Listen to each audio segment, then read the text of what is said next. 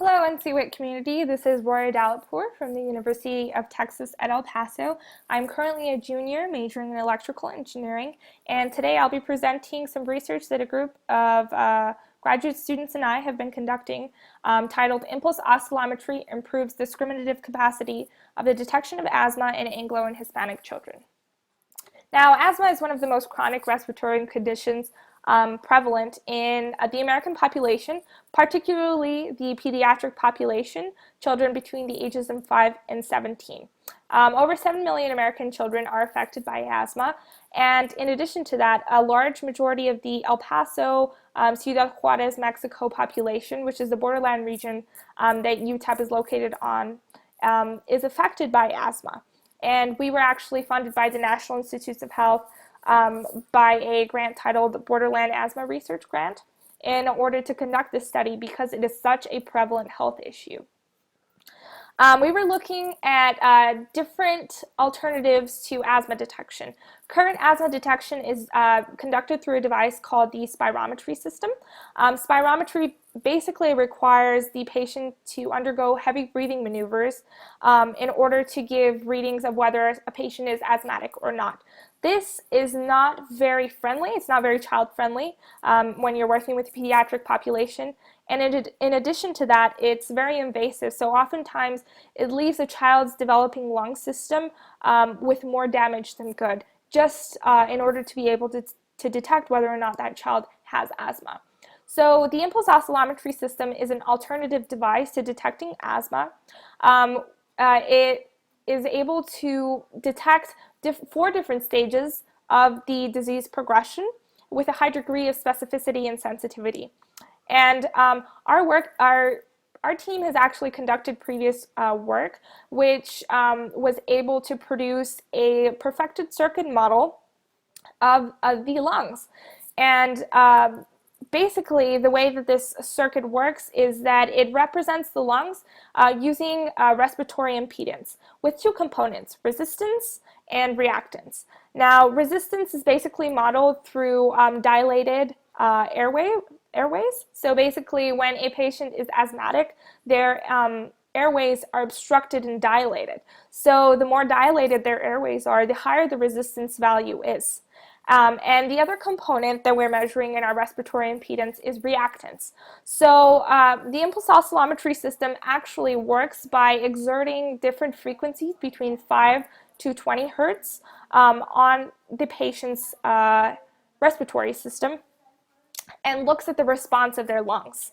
This is very similar to circuit analysis, where you feed in a signal onto a system and look at the frequency response.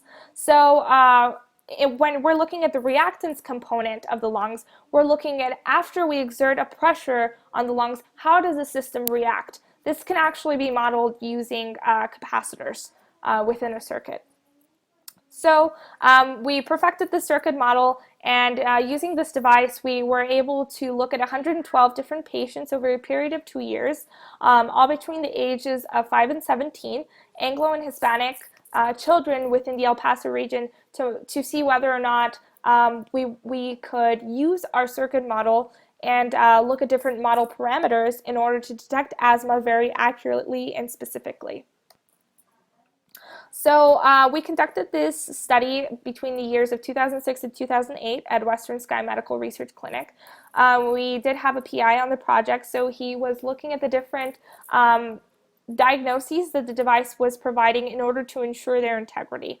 And the beauty of this device is that it's able to categorize a patient into 4 different categories: normal, possible small airway impairment, or asthmatic.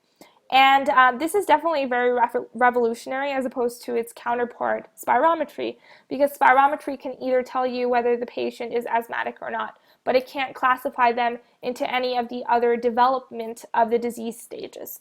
So that was definitely one of the beauties of this device. Now, we were able to look at the different parameters that we gathered from this study, and we found that the Goldman triangle, or AX value, was one of the best in terms of correlation to asthma. It provided 71% sensitivity and 50% specificity in terms of data collected and diagnoses provided. So in conclusion, we found that the impulse oscillometry system is a very good method of lung function testing, but not only is it good in terms of being objective, but it's also patient-friendly and doesn't require any extreme breathing maneuvers. So this is a more practical and easier test in a clinical setting, in addition to being more accurate. In addition, it can track lung capacity over a period of time, which is something that spirometry couldn't do before. We also found that the AX parameter is a very good parameter to look at in terms of the clinical side of things in order to detect asthma, detect patients with asthma, regardless of their age. And we also found that there were no racial ties between Anglo and Hispanic children.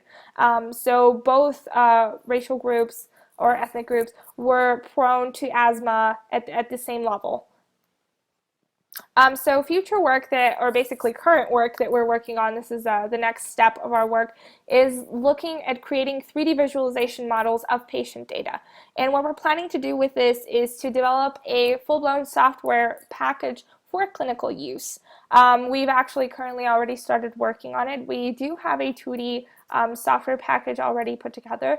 However, we're looking at creating 3D visualization models. So not only looking at correlation data, but in addition to that, surface plotting that data to create 3D visualized information for the physician. And in addition to that, the next steps after this will be to create an actual 3D model of the lungs that can show the physician which specific areas within the airways are being affected by small airway impairments. So we would like to acknowledge the National Institute of Health, UTEP, and the College of Engineering for supporting this research.